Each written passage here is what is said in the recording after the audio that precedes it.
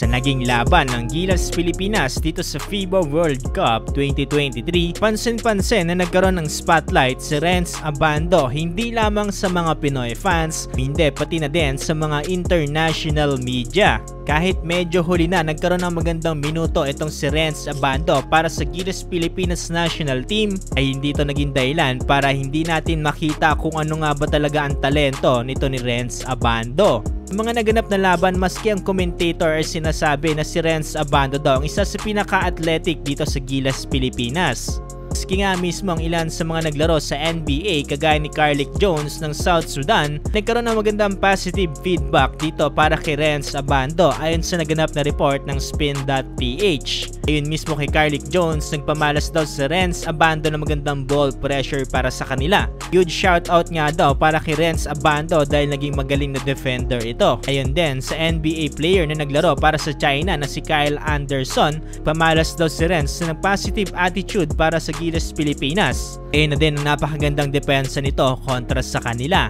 Tunay lamang ang mga NBA players na to na ang KBL champion na si Renz Abando ay meron talagang kapansin-pansin na talento.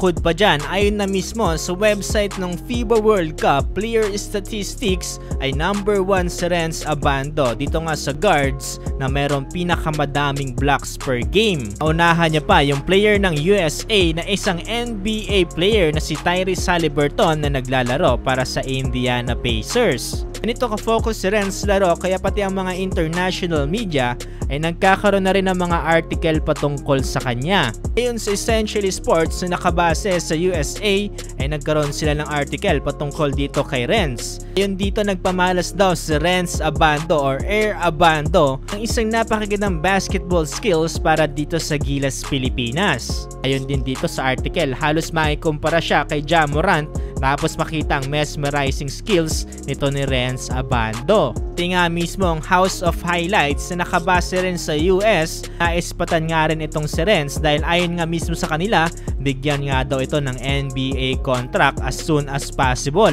Pero sa ngayon mukhang focus muna si Renz sa pagbabalik training para dito sa anyang KJC para sa nalalapit na pagbubukas ng liga nito. At dahil dito mukhang malabo na rin para makasali sa Gilas Pilipinas itong si Renz. Pero madami pa naman ang paparating na laro at hindi pa nga ang FIBA World Cup ang magiging huling appearance dito ni Renz para sa Gilas Pilipinas. Saan natin na mas marami pang Renz Abando ang makikita natin sa hinaharap. At eto, speaking of FIBA, si Coach Tim Cone na ang hawak sa Gilas Pilipinas Asian Games na gaganapin ngayong September. Ito ay sa kabila ng pagbaba sa pwesto ni Coach Chot Reyes. Ang masasabi nyo dito sa panibagong head coach ng Gilas Pilipinas?